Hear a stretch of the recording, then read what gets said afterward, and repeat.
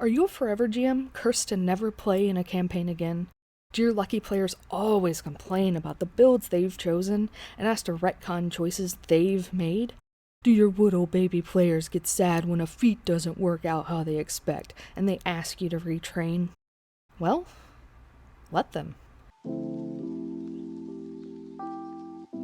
Welcome to GM's Corner, the space where I get to talk about the things that I enjoy about Pathfinder 2e. Look, I get it. I was one of those GMs who came into the game worried about how retraining would affect the narrative, and concerned my players would abuse the option to retcon major decisions without a second thought. But reality is, retraining is in the CRB for a reason. It's an integral part of Pathfinder 2e. Pathfinder is a very feat-heavy game, and the number of choices players make at early levels when they're still learning the game can and will come back to bite them. That super cool ability at level 2 might not be so super cool at level 8 when they realize they missed the prerequisite for this thing they've been wanting to do. Or another sourcebook might come out where there's this perfect feat for their character available, but it'd be silly to waste their 15th level feat on it. Or an archetype becomes available in the AP you're running and they want to take it. Or even better yet, the character has experienced a major change in their life due to the story and they realize that something they once held important just isn't anymore. Maybe they feel betrayed by their god and they want to remove a cleric dedication. Or maybe they've lost everything due to an evil gang and decide to work as a bounty hunter while they hunt for the person that killed their family.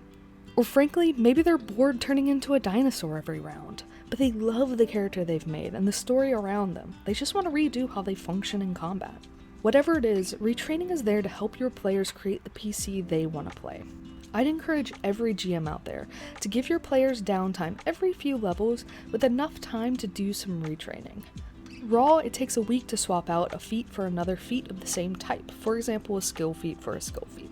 It also takes a week to swap out a skill increase, but you must be swapping out skills of the same proficiency level. For example, you can trade Master Stealth for Master Deception, but you can't trade Master Stealth for Legendary Performance. Lastly, it takes at least a month to swap out a class feature decision, but as a GM you can choose to allow it to take more time. Depending on how central this feature was to your character's build and what level they are, they might be required to trade out class feats as well as the feature. So a month as a base is usually more than enough on top of the weeks that they're going to have to spend trading those feats out. Ultimately, it's up to you how retraining works, and whether you make your players pay for it, or maybe they can only retrain certain skills in certain areas of your world.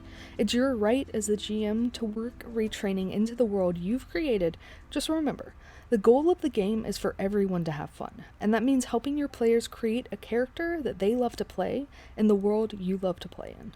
Until next time, remember, don't let them catch on that we actually enjoy GMing.